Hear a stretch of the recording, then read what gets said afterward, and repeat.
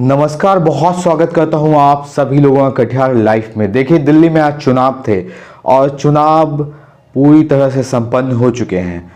Vote प्रतिशत की बात की जाए तो अच्छी खासी वोट प्रतिशत हो गई। हम चुनावी विश्लेषण क्षेत्रफल की दृष्टि से करते हैं और निश्चित तौर से हम ज़मीनी हकीकत को आपको बताने की कोशिश करते हैं, जहां पर हम व्यक्तिगत रूप से जाते हैं। और इसीलिए जो लंबे लंबे क्षेत्रफल वाले इलाके होते हैं, उन इलाकों में केवल इंटरनेट की सहायता से विश्लेषण हमारे द्वारा नहीं किया जाता है। इसलिए वो खबर हम आपको चुनावी विश्लेषण का नहीं दिखाते हैं, लेकिन दिल्ली की मोटे तौर पे जो खबर है वो खबर हम आपको ज़रूर दिखाएंगे और निश्चित तौर से ये देखना भी चाहिए। देखिए, मेरे बैकग्राउंड में आपको बहुत सारे आंकड़े निकल के सामने आ रहे होंगे और हर चुनाव के बाद निश्चित तौर से ये आंकड़े हर क्षेत्र में निकल के हर टेलीविज़न और हर बड़े बड़े मीडिया हाउसेस निकाल के देते हैं और कई लोग भी निकाल के ये तमाम आंकड़े देते हैं। लेकिन क्या इन आंकड़ों की सच्चाई सच में सुलभ होती है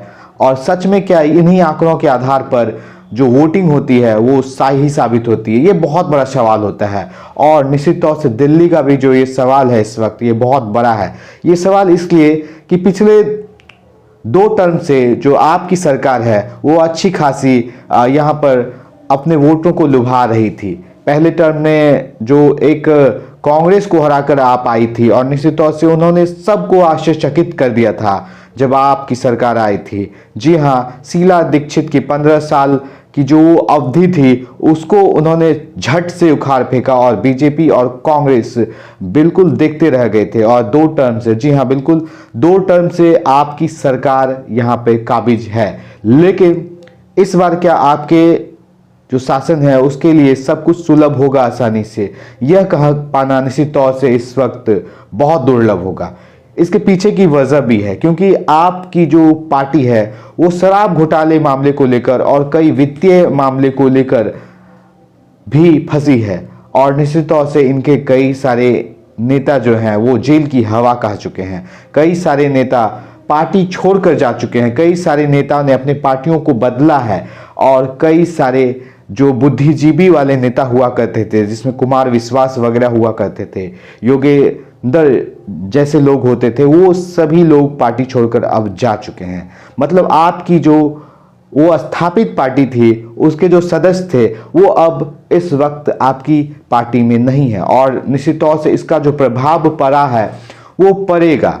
जी हाँ, इस चुनाव में आपकी सरकार को जो है कई जगहों से निश्चित तौर से जो उनकी सीटें थी वो घटती हुई नजर आएगी। और इसी को लेकर जो अरविंद केजरीवाल है जो प्रिडिक्ट कर देते थे, पहले आपने देखा होगा अरविंद केजरीवाल को कि वो प्रिडिक्ट कर देते थे कि हम इस जगह से जीतने वाले हैं, इतने वोटों से जीतने वाले हैं। और निश्चित तौर से इस बार आपकी जो जितने भी नेता हैं उन्होंने अपनी जवान को बिल्कुल संभाल के रखा है कि भैया हम जीतने वाले हैं, लेकिन कितने वोटों से ये नहीं बताएंगे।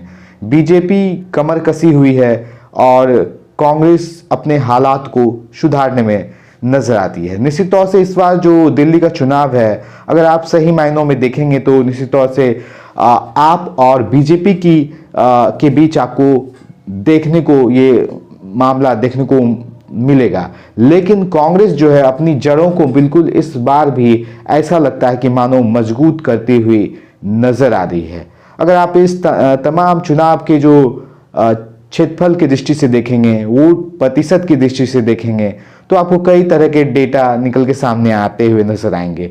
लेकिन इन डेटाओं का जो हिसाब है वो जब वोटों की गिनती होगी तब ही कहा जा सकता है कि वाकई में इन तमाम जो रिसर्च हुए हैं वो सही साबित होते हैं। क्योंकि कई दफ़ा चाहे वो लोकसभा का चुनाव हो चाहे वो विधानसभा का चुनाव हो, कई दफ़ा इस तरह के रिसर्च जो हैं और उनके जो परिणाम हैं ये बिल्कुल उलट हो जाते हैं। इसलिए अभी इंतज़ार करना पड़ेगा।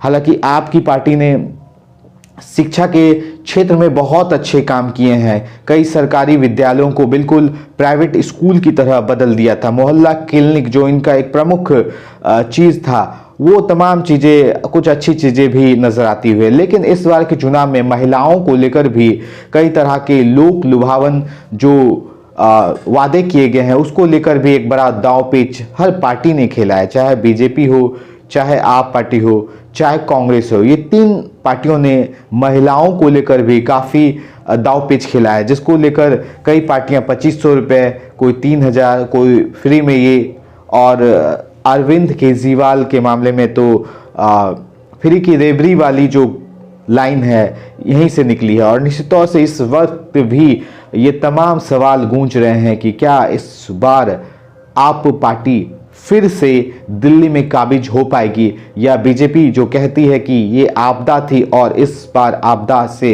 दिल्ली मुक्त हो पाएगी, और क्या कांग्रेस अपनी जड़ें मजबूत कर पाएगी। ये तमाम सवाल जो है भविष्य के गर्त में है। लेकिन दिल्ली के बारे में आपकी राय क्या है? कौन सी पार्टी दिल्ली के सिंहासन पर काबिज होने वाली है? अपने जवाब निश्चित तौर से कमेंट बॉक्स में बताइएगा। और अभी तक आपने हमारे चैनल को सब्सक्राइब नहीं किया है तो फौरन जाइए यूट्यूब पर कटिहार लाइव को सब्सक्राइब कीजिए। यूट्यूब, फेसबुक, इंस्टाग्राम पर उपलब्ध हैं तथा तमाम सोशल मीडिया लिंक्स को हमारे जो है वो दोस्तों, रिश्तेदारों, परिचितों के बीच शेयर कीजिए, साझा कीजिए, हमें मजबूत बनाइए। अपना बहुत बहुत ख्याल रखिए, बने रहिए हमारे साथ और देखते रहिए कटिहार लाइव।